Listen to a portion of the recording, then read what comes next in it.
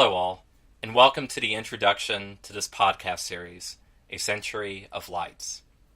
Sometime in 1617, the family of Uriel da Costa fled Portugal and arrived in the city of Amsterdam.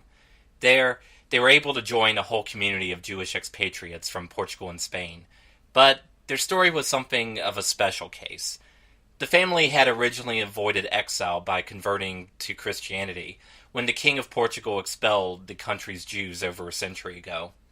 Uriel was even studying to join the church, but as he reflected in his autobiography, I employed my leisure time in reading the gospel and other spiritual books, and the more time I bestowed upon them, the greater difficulties still rose upon me, which, by degrees, threw me into such inextricable perplexities, doubts, and difficulties as overwhelmed me with grief and melancholy.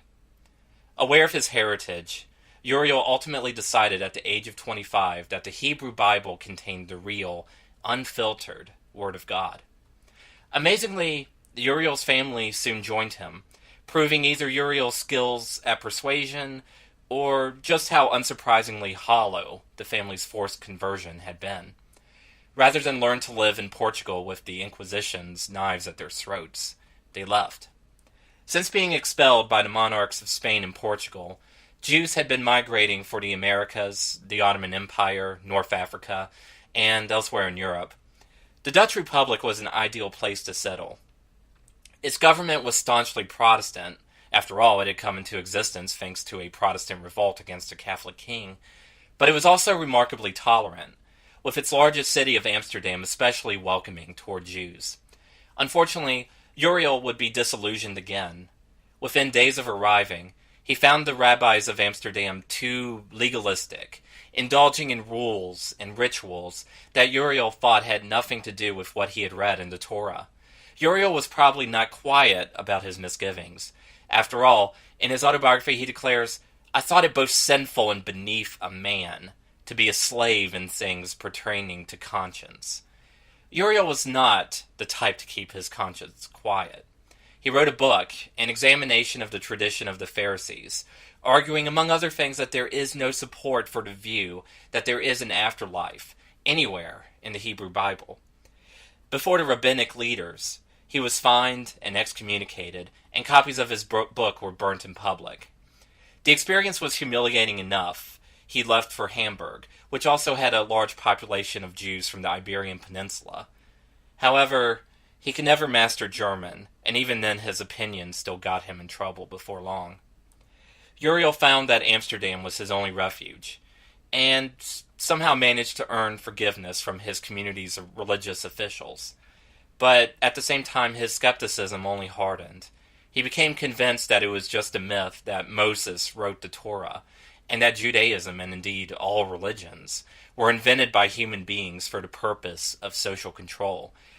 Uriel still believed in God, but his deity was a pantheistic god of nature, discovered through reason, and not ritual and faith. He had even talked two Christians out of doing what he had once done, convert to Judaism. So it was not long before he was excommunicated again.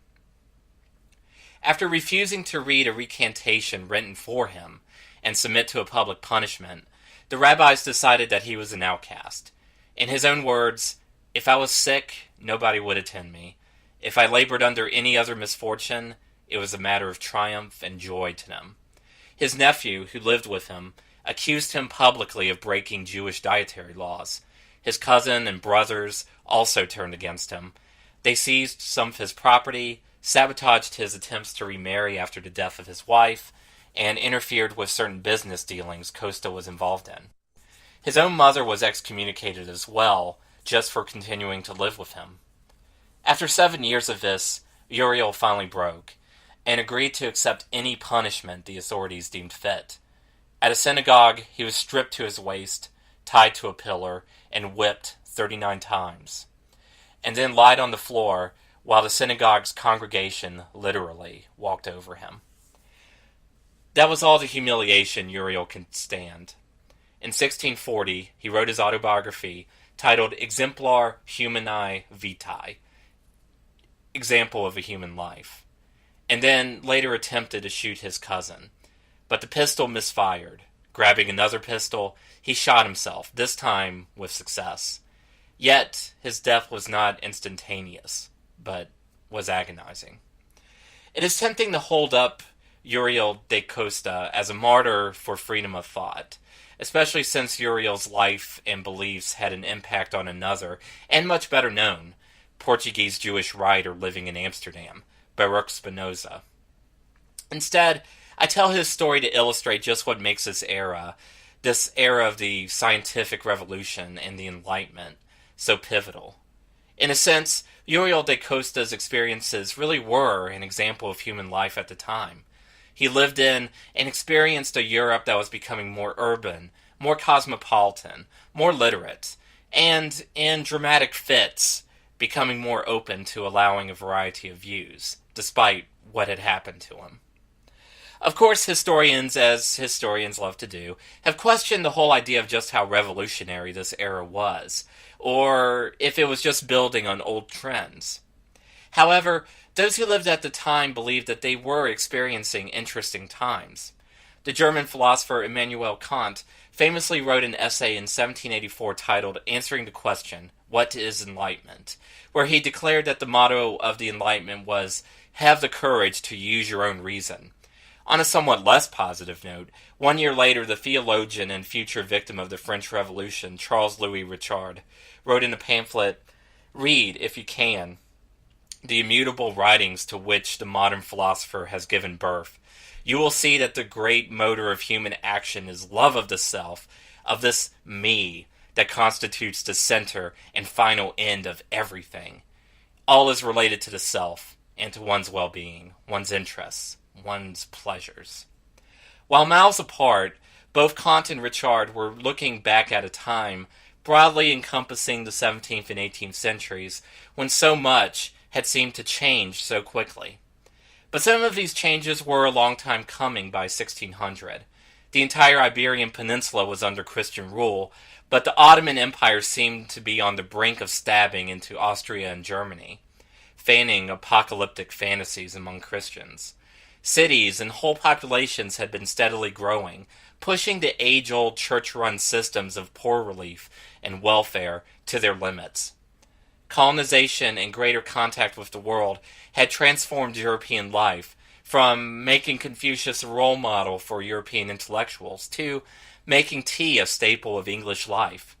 The flood of silver coming into Europe across the ocean from Spain's mines in South and Central America helped spawn runaway inflation, sending the great landowning families scrambling to make up for lost revenue and land rents, and forcing governments to become more bureaucratic and innovative in getting tax money out of a stone.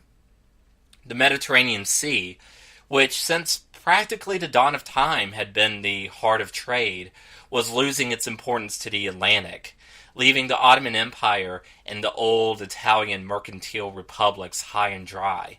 Finally, the printing press made it possible to reach hundreds, maybe thousands of people with one's ideas, no matter how radical or out of step.